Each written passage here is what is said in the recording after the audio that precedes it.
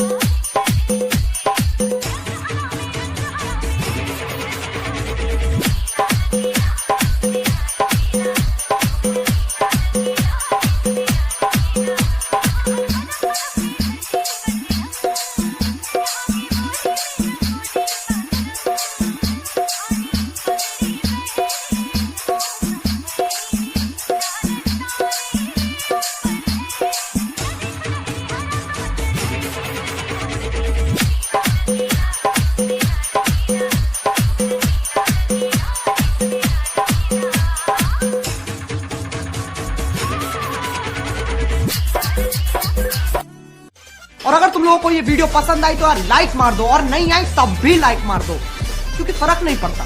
सही बता रहा हूँ, फर्क नहीं पड़ता, बस लाइक मार दो। और अगर तुम लोग नए हो तो सब्सक्राइब करो, वो जो लाल वाला बटन है उस पर